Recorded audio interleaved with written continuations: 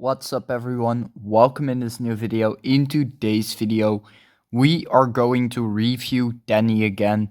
So I hope you all will enjoy this video. And without further ado, let's get started. So first of all, nice plasma position at the start of the game in a covered area where you can't be hit. Okay, he has not been hit by the missile attack. That is good. He heals the fixer. That is a good thing. Sir Arp is here. That is cool. And he saved a player. Now, furthermore, this is a good plasma position because you can't be hit by torpedoes that easily. However, I think it was best for this team to not position here, but to position here where I'm looking at right now, where I'm moving the camera. The reason you want to position there is because there is even less chance there to be attacked by torpedoes. Because as you see, his team has some sort of like advantage / disadvantage. And what the hell is Bearcut doing? Bearcut is running there like a Rambozo asking to be hurt. And this is what it looks like. That is so stupid. Honestly, you better shoot yourself in the face. Like, bro, you can just rather jump off a cliff than doing that, okay? Like, what? What is that positioning? Shooters oftentimes, more than not, have the weirdest positionings ever. Literally. Their moves can be so erect and uncontrollable. That is just stupid. But yeah, that is basically what I mean. Basically what I mean. That's basically what I mean. It's just so stupid. Nice plasma position again. Though that was some sort of mistake. The one who fired the plasma there. Because it's naturally better to develop it here. And I'm soon gonna look at the perks that then he has. Because I'm kind of curious what his loadout is on Reaper. Nice plasma position, extreme healing, and yeah. Furthermore, I do have my comments on this. Why don't you guys immediately attack Cactus? That is nice repositioning.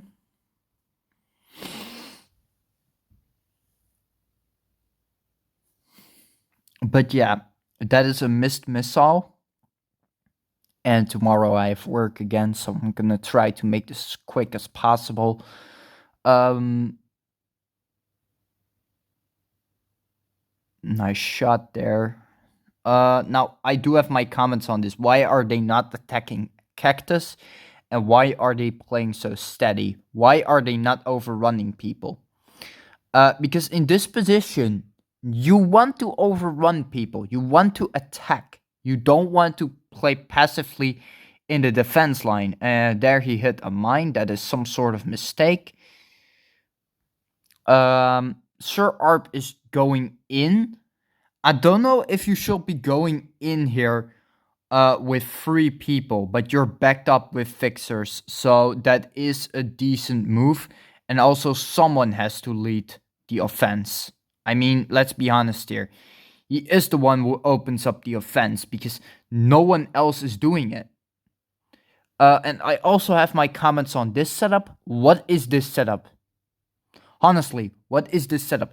If you do double blast, then please listen to me. Switch one of those blasts for a grenade, because now you lack DPS. You basically now lack DPS, and it's just far better to go with a grenade and a blast cannon rather than 2 blast cannons. Because grenade has that much DPS that it out DPS the blast often. And why the hell is Stormy Knight using Repair Box or someone else? That is a nice offense back there. And now we're heading over to our friend, which is Danny. And Jesus, I Need You is a very good player here. And they basically won the battle. I save a few seconds because there is no reason to stick to a replay, that is just obvious that they won. Because no one can win a 1 versus 3 in 10 seconds. Not even a hacker. So we go on to the second gameplay, which was right here. And this one is pretty interesting. I find this one pretty interesting. And we have 2 shooters, 1 enforcer, 1 defender, 1 speeder on the opposite team, 3 shooters, and 1 interceptor. So there's only 1 interceptor on the battlefield. That is kind of unusual to see. And Denny currently is at 500 infamy. Let me make this very clear to you. You don't want to push infamy that far, because for obvious reasons. And oftentimes, more than not, people care way too much about infamy. And yeah, it's just a bad thing. It's just a bad habit, because infamy is just a number. And I do have some very good news for you guys. Before people ask, what is the good news? What is the good news? Marine, tell us. Well, I am going to do a collab with Paul JBD and Xiao Hoodie, my guild leader. And what we are going to do is we are going to point out Rovio's mistakes and what can be improved on the game, and especially what Sega can do, because Sega took over Rovio, for the people that still don't know. And it's gonna be great.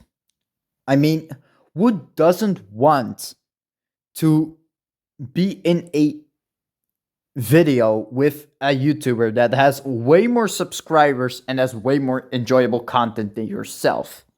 Because that is the truth here. My content is good. It's okay, actually. It's just enjoyable to watch, just because I make these jokes so now and then. But yeah, that is basically what I'm meaning. And what the hell did that enforcer do? That enforcer was so dumb back there. He just rushed in. I know I realized that very late, but still, I have seen it. Holy crap.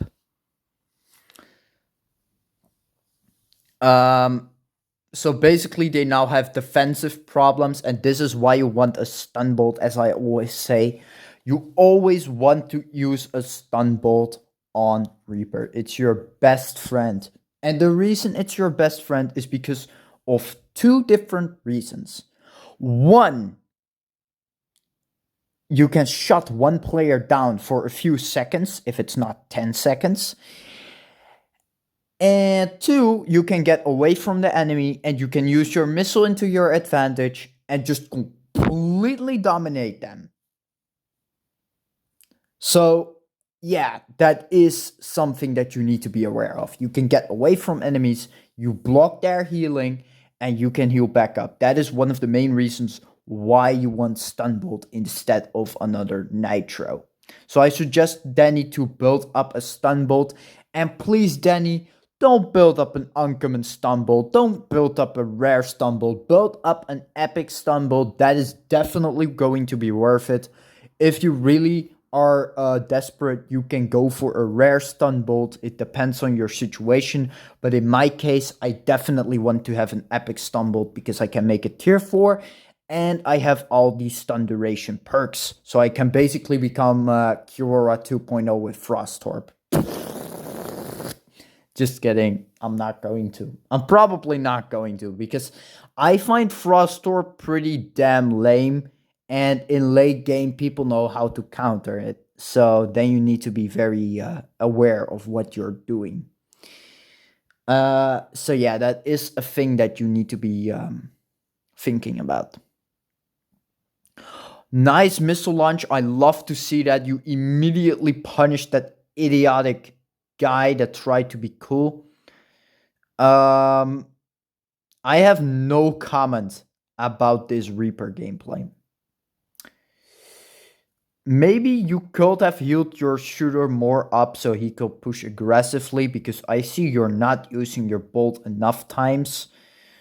Also, big mistake with railgun. You want to wait with the railgun, but that is okay. I do see it through the fingers because you played great here. You turned the battle around with 2 nitros, which is harder to do than with a freaking than without a stun bolt, because it is just the truth.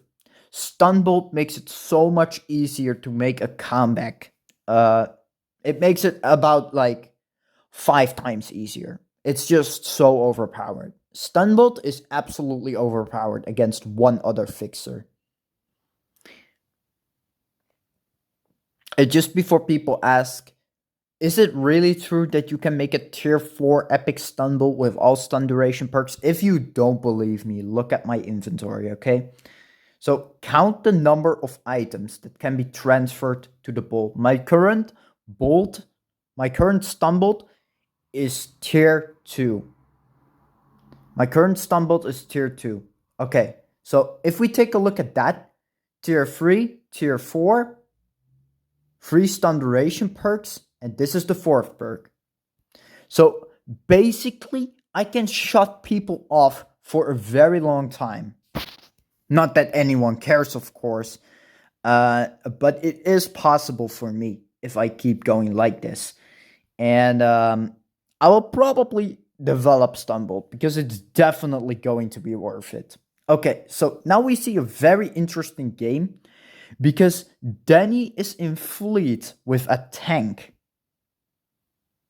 Because Defender is officially the tank in this game. And the tank is using Big Torpedo, Napalm, and a Carronade. Now, let me first make a comment on this setup. This setup is awful. I have no comment, but this setup is awful.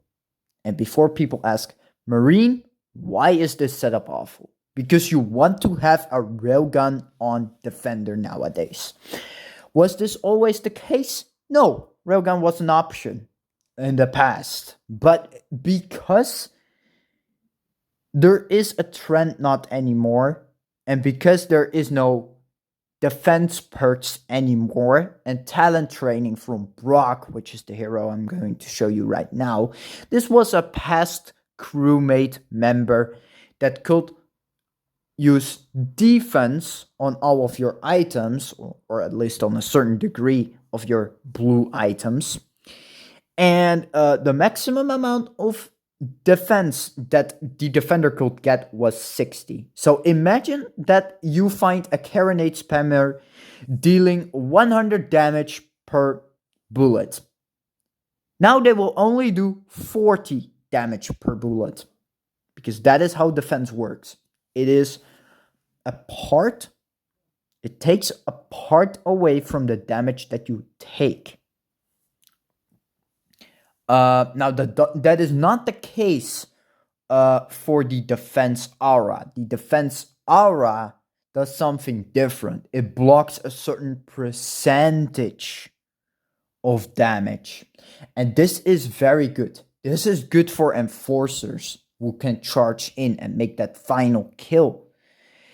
And this is also good for other stuff. But first, we are going to review Danny. And I hope you all enjoy. Now, he has been Caro spammed here. But now that Carronade spammer is sent to hell, because basically he charged in for no specific reason.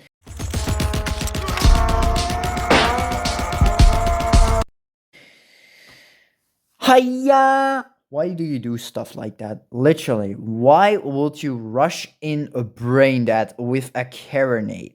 What the hell is your problem? Have you some mental issues? And this is one of the reasons why you want to have a stun bolt. You can basically shut people off, and you can say this. Man, shut your bitch ass up! Shut the fuck up. Literally, you can just say that, and you will be completely fine. It's just so brilliant, you know? I mean, let's be honest there. That is the truth. It's just so good, man. It's just too good. It's just way too good. I love Istanbul, and especially how these Karenate spammers then react. Anyways, Danny is playing incredibly good for now. He is playing really good. I do see some sort of improvement points, of course, but we all have those. But for now, I view his gameplay as a 9 out of 10. Probably maybe 8 out of 10, something like that. But there's always been some improvement, you know? And I didn't really see victories against fixers. If you guys have any cool replays where you completely counter a fixer with your own gameplay, please send that replay to me because I want to show people that it is possible to counter with Reaper a fixer if you have a good team. If you really have a good team, Reaper can be a potential counter against Fixer, and that is just the truth. It's just so cool. Now I do have also an idea about a video. What do you guys think of top 5 things that makes no sense? How would you guys think about that one? Do you guys will you guys like that one? I mean, this is just a concept, so don't take it too serious. But amazing gameplay by Danny again. He absolutely carries his team to the victory. Yeah, that is just insane, man. Great gameplay and good summary. Did I have all the replays right now? I think I have. Probably. I think I have. Right? Yeah, I guess I have it. Anyways, thank you all so much for watching this. I hope you enjoyed. And let me know in the comments down below what you think about that new idea that I put in. How late is it? Yeah, I'm probably going to sleep because I have work tomorrow. So maybe I do upload one last video, one last stand video. But I'm unsure of it. Probably not.